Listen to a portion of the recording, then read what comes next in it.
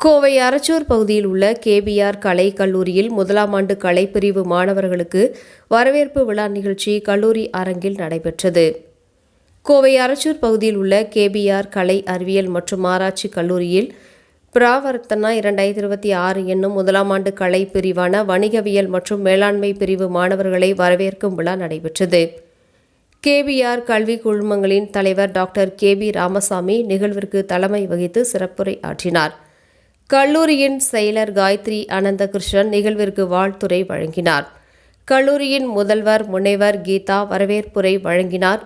எழுத்தாளரும் பேச்சாளருமான கலை மாமணி மரபின் மைந்தன் முத்தையா அவர்கள் சிறப்பு விருந்தினராக கலந்து கொண்டு சிறப்புரை ஆற்றினார்.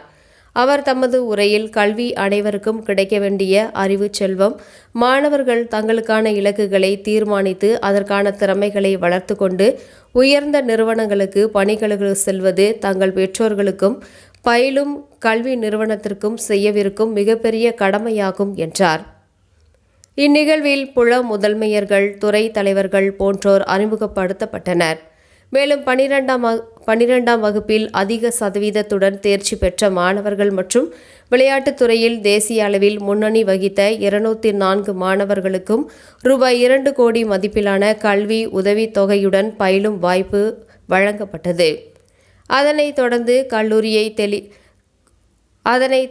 கல்லூரியை தேர்வு செய்ததன் நோக்கம் குறித்து மாணவர்கள் மற்றும் பெற்றோர்கள் தங்களது கருத்துக்களை பகிர்ந்து கொண்டனர். நிகழ்வின் நிறைவாக வணிகவியல் துறையைச் சேர்ந்த 2ஆம் ஆண்டு மாணவி செல்வி அபிநயா ஸ்ரீ நன்றி உரை வழங்கினார்.